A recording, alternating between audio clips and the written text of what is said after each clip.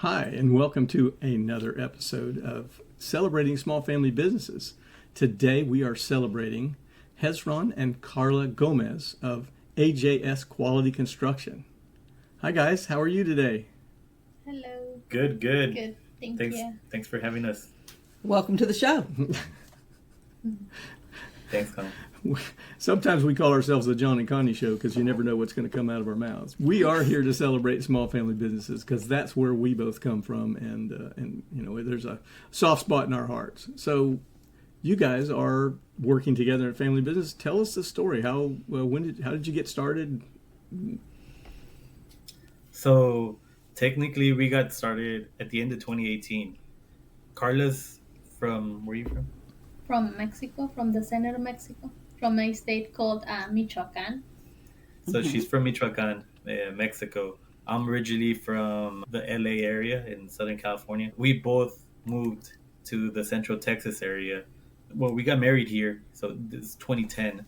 And then I eventually got into construction and learned, the trade, the industry, and just to, I guess, to be a little bit more specific about what we do, like we because we do have a niche, and it's basically the apartment industry, right? So we cater to construction and remodeling work for the apartment industry here in this area. There's big apartment communities, unlike LA, where apartments, can range from like 18 units. The bigger ones that I remember seeing when I grew up there were like 50 units. Here, the smallest client that we have is somewhere like close to 200 doors. One of our bigger ones has close to 640 units or something like that. So they're bigger communities, therefore they need a lot more help, right? Obviously, my wife is from Mexico, so I'm fully bilingual. I speak, fluent Spanish, and a lot of the trades that we use in these different businesses that I worked in, they spoke mainly Spanish. So I was one where they would come and they would try to get help. Most of them are subcontractors, so they have other clients and they needed help with these other people. And eventually, I left that company, and then one of these guys, one of the subcontractors, came to me and he told me he was ready to kind of go to the next level, and he wanted to also start his own business. And we came to an agreement, and eventually I started working with him too. Started helping him out. Unfortunately, he didn't come through with his end of the deal that we kind of had started with. By that time, Carla had seen me, and she kind of knew that I enjoyed all the moving parts of like the construction industry, which keeps me on my feet. And somebody like me that has like some sort of level of ADD or something, like I need that, right? Like I need all the moving parts. And so she said, "Hey, like, with the last guy, like, you basically started his business from zero. Why don't you just get started?" Right. And so this was 2018. And with the help of some family members, we got, I guess, funded by our Mm-hmm. family.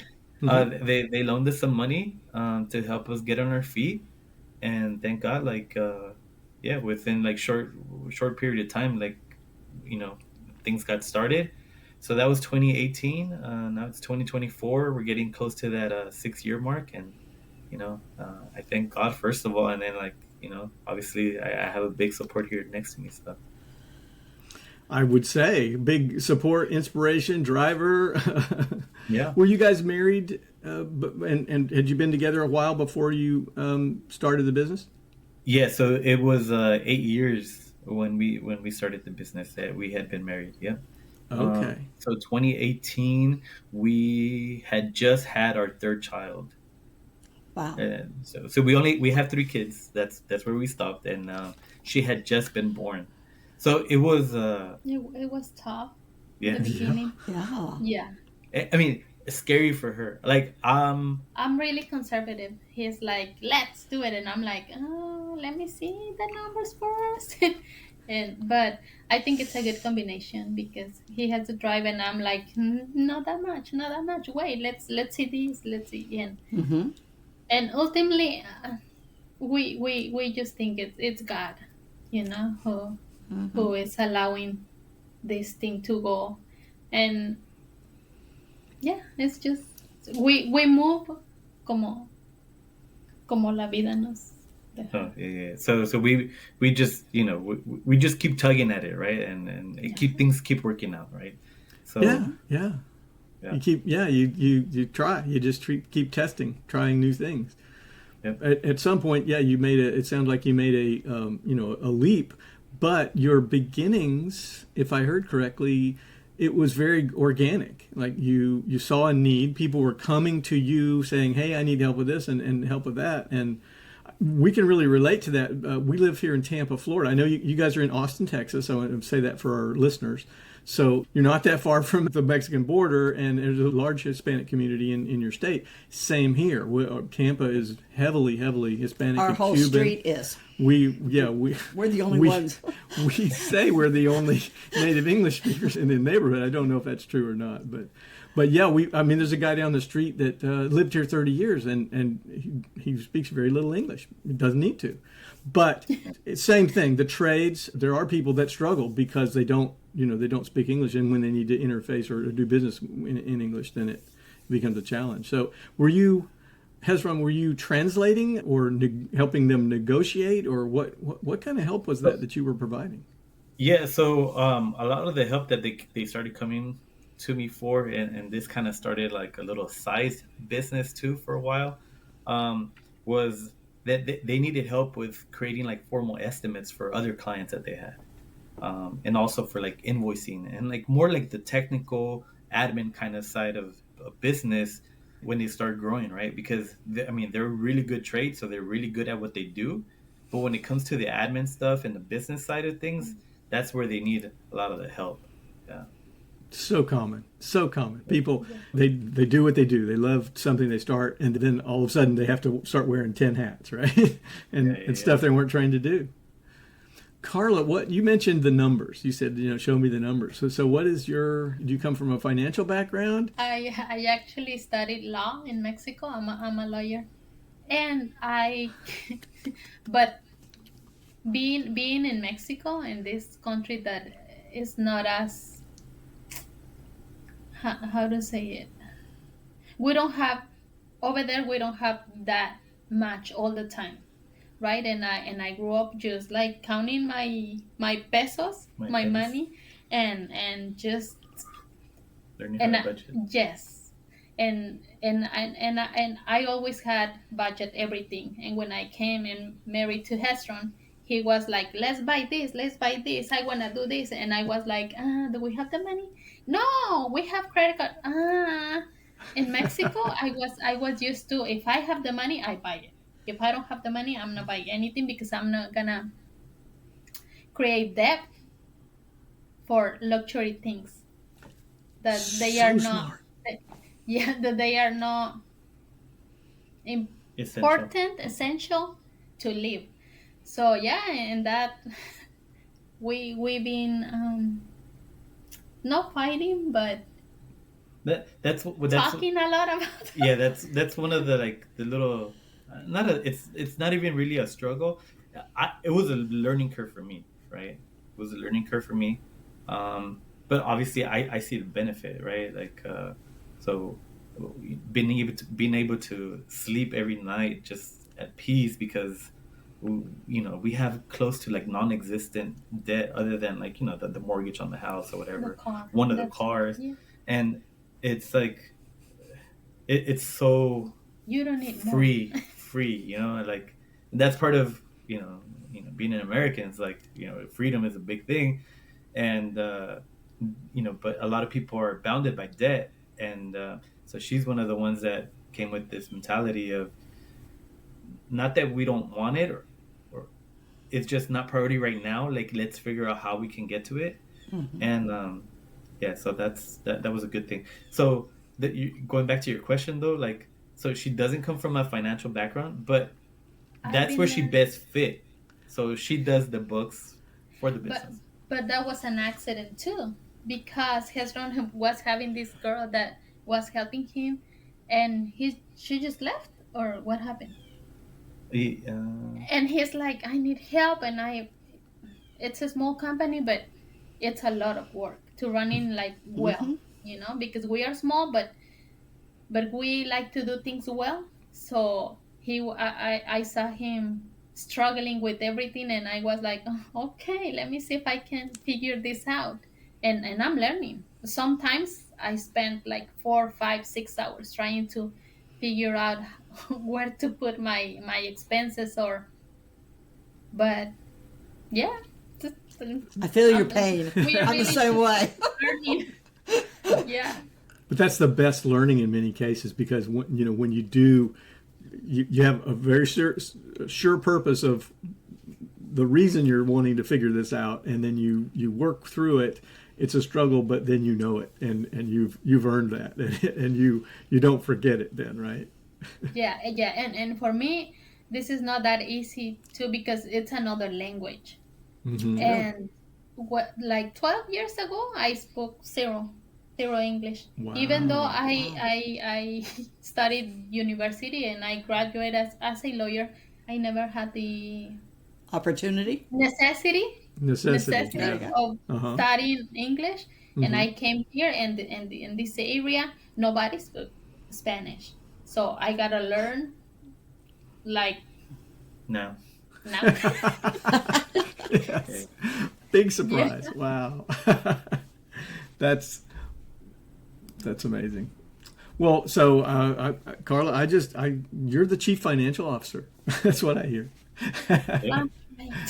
But no, those skills that you brought, that really, the life skills, this is really interesting, because sometimes we talk to people that, they came into the business, they had one or more had a bunch of experience in the corporate world, and they brought that, the lessons they learned and some of the processes from the corporate into the business.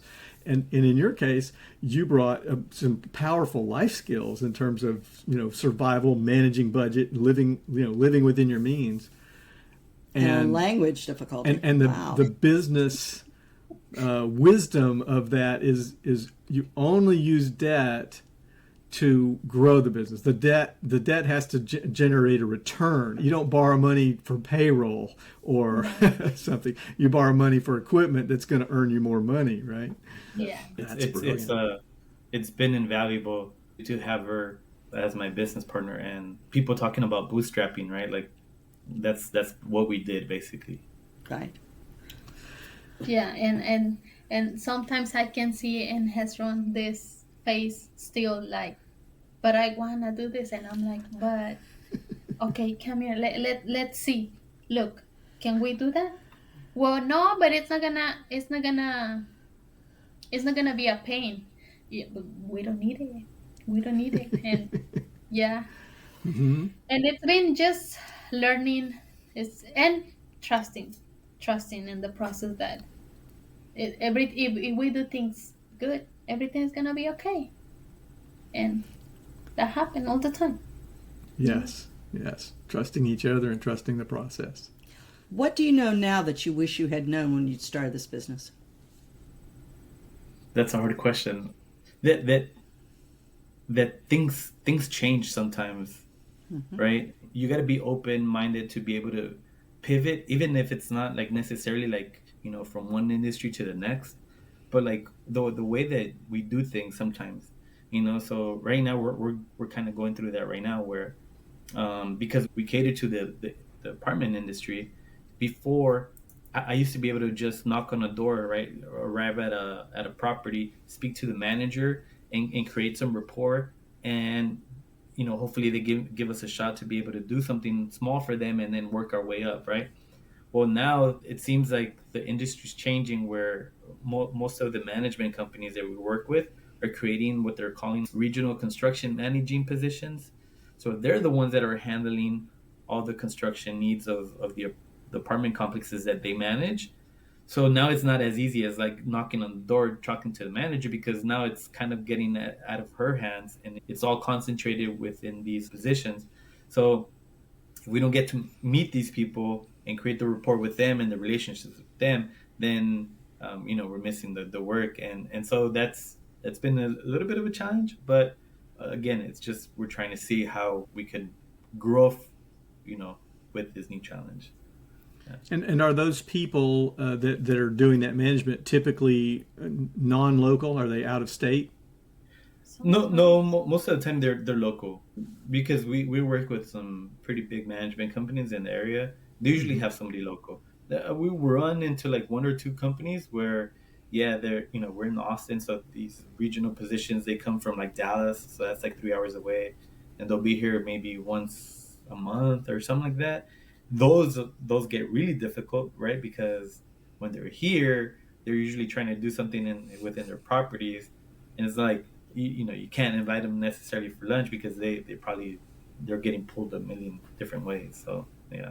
Sounds like what you're having to really pivot is for the local people instead of just a local manager. Now you've got a different process or different path to get to the person that you need to be talking to and get Exactly. to know them. Exactly. we are trying to figure that out. Yeah. So so just to answer Connie's question, is just having an open mind of trying to figure things out. Which is scary for me. It's scary. I like things like Consistent. Consistent, yes. We do. We crave that as humans. Unfortunately, it times, doesn't happen. yeah, life changes, and the change that happened last time is never the change. It's almost never repeated. So, we think, oh, when that happens again, I'll be ready. Well, it doesn't happen again. It's a different flavor. How did you guys manage through COVID? So you mentioned pivoting and change, and you were about 2+ years into your business when COVID struck. Yeah. So honestly, it didn't hit us really hard.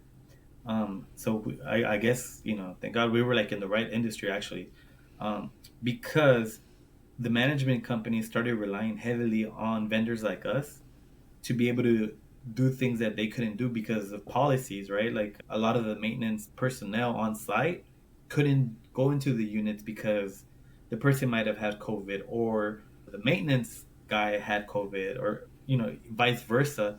So we became really essential partners for a lot of these companies because we were being sent, like we have to have obviously like our coverage, workman's comp, and all of that. So they were relying on us, and it was kind of like, oh, if you get sick, that's kind of on you. But it worked out for us because we picked up on quite a bit of work. Wonderful, and established some relationships, I would imagine too. Yeah. That you became reliable in a different way than they might have been thinking before. Yep. Wow. So maintenance. You mentioned the on-site maintenance, and that was a question in my mind about since you specialize in apartments, and typically they will have maintenance people that will do, I guess, small stuff, like changing light bulbs and tightening screws on hinges and things like that. How do you know where that line is, and how do they know? Yeah, so it's really on the management side. It's either because of policies. One, it's either a policy. So, for example, a lot of the companies that we work with, the guys are not allowed to go on the roofs because most apartments here are like at least 2 stories. Most of them are actually 3 stories. So they're not allowed to go up that high. There's a couple 1 stories, and most of them will go on the roof to go check it out at least. But they're not specialized in doing like roof repairs, right? So they can go up to at least see what's going on, but they'll call a vendor so that we can actually do the repair. But when it gets to like a 2-story, 3-story building, they're not even allowed to go onto that height. So they'll call us to go inspect, and then usually we take pictures of what's going on, and then we provide a report and an estimate, and they'll choose like based on that. So that's one kind of way where the policies limit them to do certain things. The other would be skills. So I don't necessarily do like AC work, but just to kind of give you an example, there's some maintenance guys, like especially the old school ones. They're very prepared, because of experience. They know they could swap out like a whole AC unit probably themselves. But the newer guys, they don't have the same type of training, so they'll pass on AC work to a vendor. So they'll call in a vendor to do the AC work. They might be able to do like some sort of repair, small repair, but when it gets to like major things, they'll pass it on to a vendor. So same thing with us. When you might have a guy that can do sheetrock work, right? And he'll do a patch by himself. But then you find other guys that they don't know how to do that type of work, so they'll call vendors like us. Um, and then the other is like workload. For example, that 640 unit property, they have quite a bit of work orders that they need to handle. So when it comes to changing out a door, the guy might know how to do it, but he's not going to do it because he has like 30 other little things that he needs to do. Or a little leak that it's More most important, important. yeah, more important to fix now. And so he'll call us for that kind of stuff. And then, obviously like the remodeling, once we get into the remodeling, that's like a bigger scope. They're too tied up to be able to do like take on a remodel of the unit. And so that's when we come in. That's wonderful.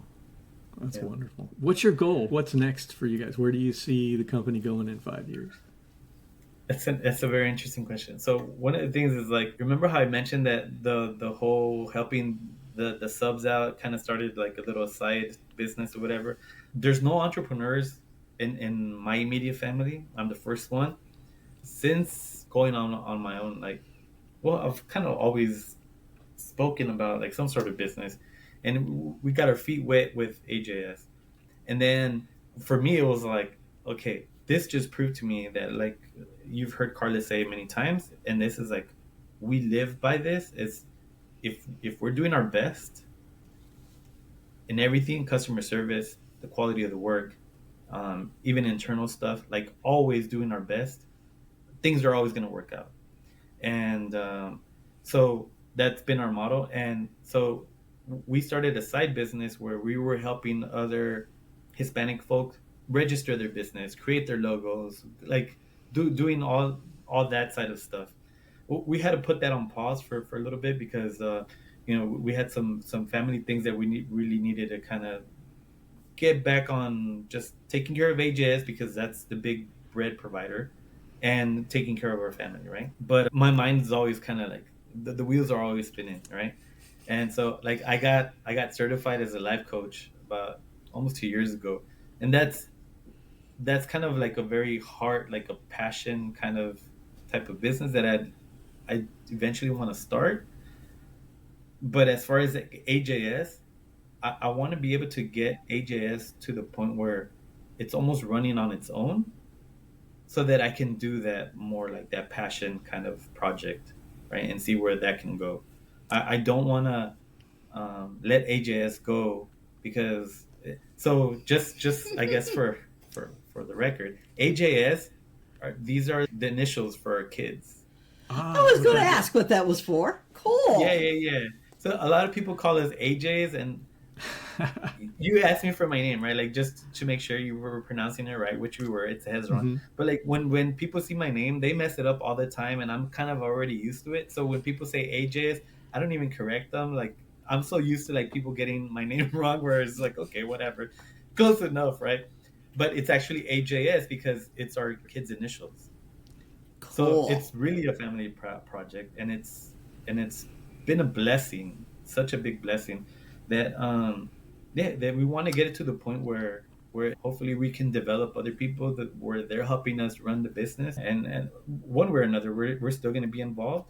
So I guess as far as figures, we haven't hit that $1 million gross sales yet. As far as figures, that's one of our immediate goals, is to be able to hit that $1 million mark. And future goals is being able to develop a team that can basically take over. Karla is probably at that point is going to take more of a CEO, a CFO type of /CFO type of role. And then you'll start thinking about HR too, because you'll have people, you're developing people. And I love that your interest in life coach. Of course, we're in the coaching field, coaching and consulting together. When I hear you say that, I'm thinking, well, your coaching skills, if you go back to working with those other vendors that need some help, that's going to really come in handy, because, how they think about themselves, just like Karla was, coming from her background of making every penny, stretching the funds and living within a budget.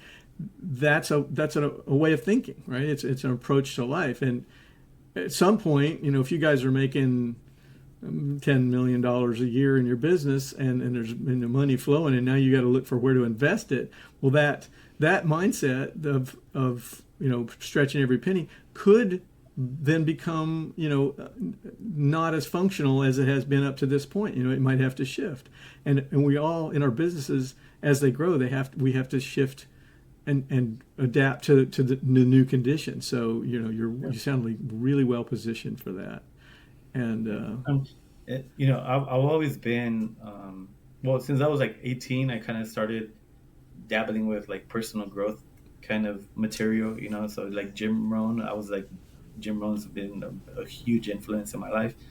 I still got to read Zig Ziglar's books and that generation, and I'm still constantly trying to expand my mind. I get to first do that with Karla, right? Where again, like she's very conservative, and obviously like I'm open to the idea of like, okay, why is she like that, and what does it bring to the table? I don't want to just say no, that's weird, right? I'm not like that. So try to figure out, where she's coming from. And I see, obviously, once you sit down and you see the benefit, that's now the process that I try to also, bring to her, of like pushing her to also try to, I guess, all business requires a level of risk, right? And she's done it. It's just she's not conscious of it, right? Like just jumping on our own was a big risk, right? But then she forgets. It's almost like at that point she almost might, I don't know if this is true or not, but you might have always maybe seen it as a necessity. Okay, here you are with this guy. He's not coming through. You've helped him out. You pretty much ran out. Like we need to do something. Get started, right? So she had a lot of, obviously, like a lot of trust in my skills, but it was also almost like, okay, this is what we got to do. So it was not like a risk that she kind of saw it as a big risk, but that I think that's probably like part of our next level too, is getting more into like that risk. So then you're training me, because he sent me all these reels and all this investors, take the risk, okay, blah blah blah, and I'm like, now I know why he's training me. Yes, because it goes. There's a shift from, if I may, there's a shift from risk avoidance, right? And when you're kind of at a survival mode of you really have to avoid all risk, because mistakes are more costly. They have bigger consequences. When you have a little more cushion, then it becomes risk management and taking calculated, reasonable risks. It's never wise to bet the farm, as they say, right? But taking reasonable calculated risks and adjusting our thinking to what is a reasonable risk at this level, for where we are, rather than just sticking with our our past. This is, again, I'm hearing the coaching, and I love what you did, Hezron, when you said, let me check if this is correct. When you were talking to Karla, that's great coaching right there. Sometimes he's not correct. I'm completely off base. And it's like, did I hear that right? No. Okay. Let's start this over. That's communication. That's it's brilliant. I love it. Yeah. You probably heard this in the conversation when we bring up God. So like, we're both Christian, and faith is a big part of our family and our life, right? Like we try to bring as much as we can into the business that we're allowed to have. Part of that is doing things to the best of our ability. Also, like that sense of humility, right? I don't think people see the value in humility. Like they think a big title is, I don't know, like they like the title. They like to see like flashy things, right? We might be able to have a nice vacation, and people like to see that, right? But they don't know like all the other, like the back end of things, right? Like the humility is like a big thing, right? Like where it allows us to learn from each other, to feed off of each other, to push each other, and I think that we got from our faith, but it's I think it's invaluable. And I don't think people talk about it like enough. Like I feel like I'm able to learn from my trades. If I had that, like, oh, I'm the boss, I'm the owner of this joint or whatever, I would be losing so many learning opportunities. I'm always like, besides I identify as a life learner, that sense of everybody has something that they could teach me, right? And yeah, and it could come from anybody, right? Like, so I'm always trying to look out for that, and I think we both have that, so that's helped us a lot. I am confident that's helped you a lot. Yes. I think that's a major part of success right there, is the orientation towards constant learning and constant improvement. And yeah, humility is important as long as it doesn't turn into putting yourself down, because you do have to also be able to promote yourself and confidently say, yes, I can do that, and I can do that well for you.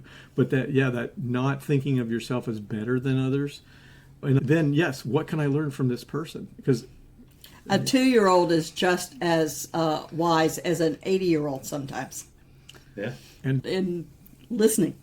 And sometimes God, the universe, however someone wants to look at it, puts somebody in front of us for a reason, and a good reason. Like, oh, here's a mirror. Look at that. We might see in someone else something that irritates us about ourselves, and we see it in them where we don't see it as clearly in ourselves, and so it gives us a chance to learn that. Yeah, wait till you have teenagers. Your kids aren't teenagers yet, are they? No, we have a preteen, so we're getting close. Okay. But Well, you're both about to learn a lot. Yeah.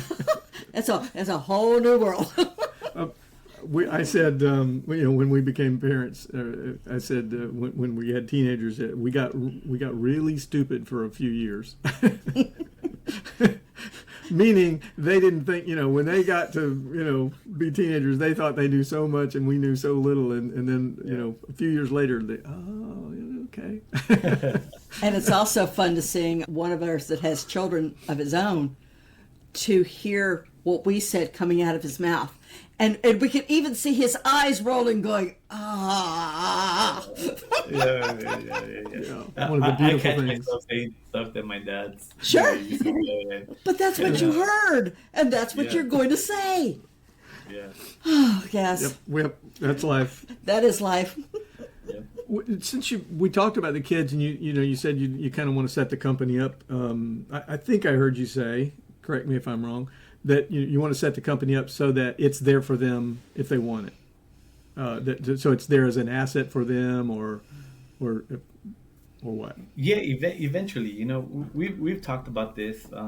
So I didn't get to finish college. I started. I wanted to do something in psychology. Like, it just didn't pan out for me. Obviously, Carla, she already told you she's a lawyer in Mexico, so she had to finish her degree. And I'm not obviously, because I'm a life learner, I'm totally not against learning, like in any type of learning institution. So I'm all for college. I'm just not dead set on that's the only path, right? Great. So we're trying to show them that is an option. And it'd be a good one because there's benefits of expanding somebody's mind and learn, just the experience itself. But we've also kind of showed them that AJS has allowed us to be able to not only provide for the family as far as like a financial provision, but we both got up this morning and we drove all 3 of our kids home. So 2 of them are elementary. The preteen that we mentioned, she just started middle school. So we went to go drop the elementary kids off first because they start school earlier. And then from there we drove to the middle school. And then we got home. And then, today she's going to join me in the office today. And then she'll be back by the time that the first ones come home. They bus it back home. So she'll be there to receive them at the bus stop. Like, those things we wouldn't be able to have if we were stuck on the 9 to 5. And those are the things that we're trying to show them, that they can benefit from being their own boss one day. right? Whatever that, because that looks so different today, right? Like Yes. Yeah. like entrepreneurs, right? Where Yes. they might be a solo worker, I don't know, right? Or they might run a business, or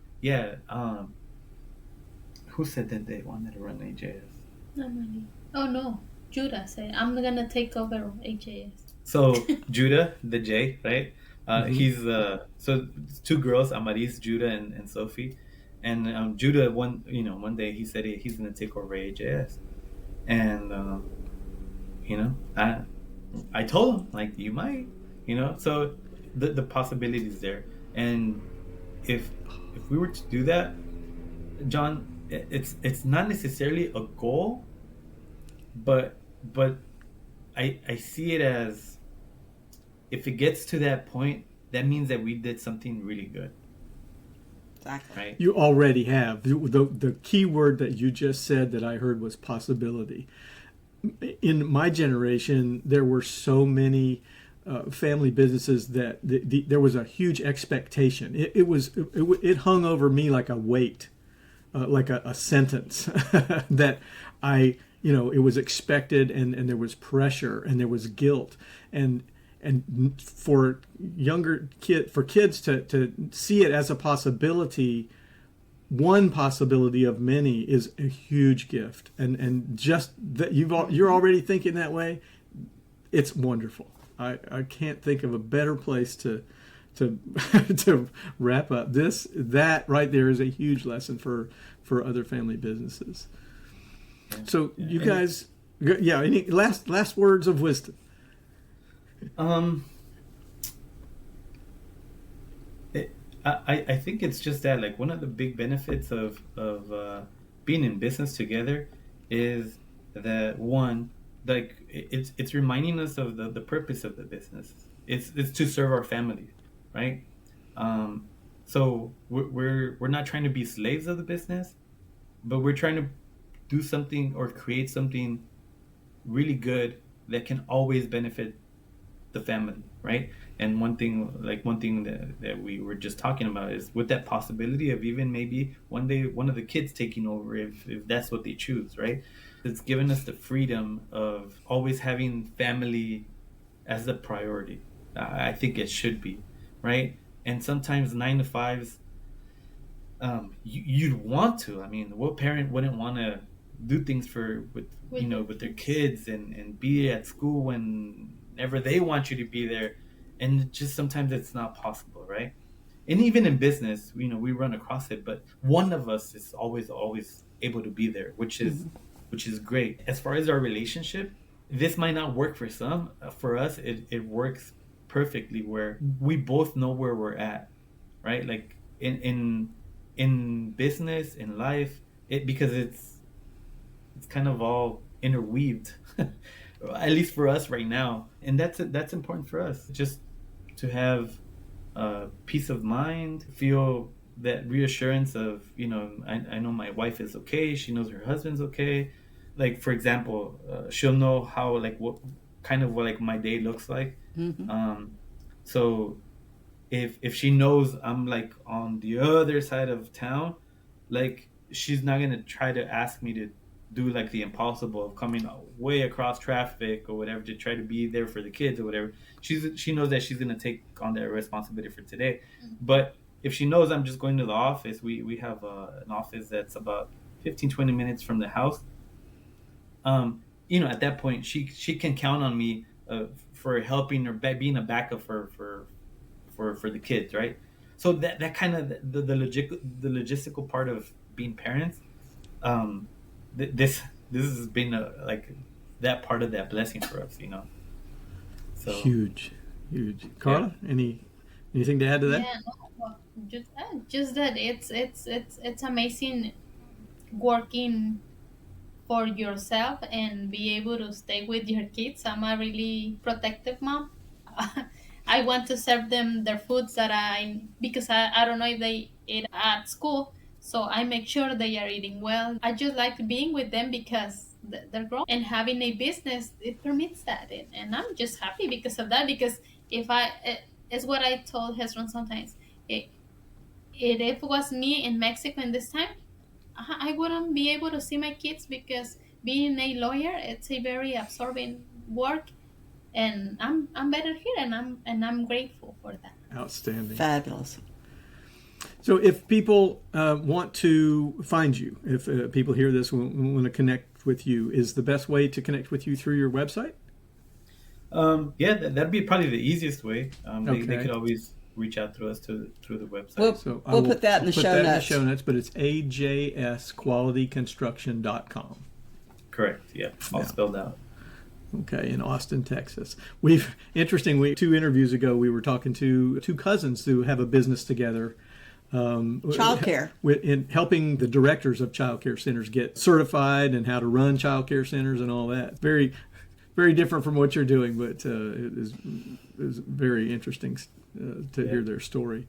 And we want to go see Family Asleep at the everywhere. Wheel in concert one last time. So we're going to try to get to Austin soon. Yeah, well, give us a shout when y'all are out here, and it'd be nice to meet up. We would. Absolutely, We would. absolutely. We'd love to do that. Well, again, thank you so much for spending this time with us, and we'll look forward to watching AJS grow and evolve. Thank you. Thank you. Thank you so much.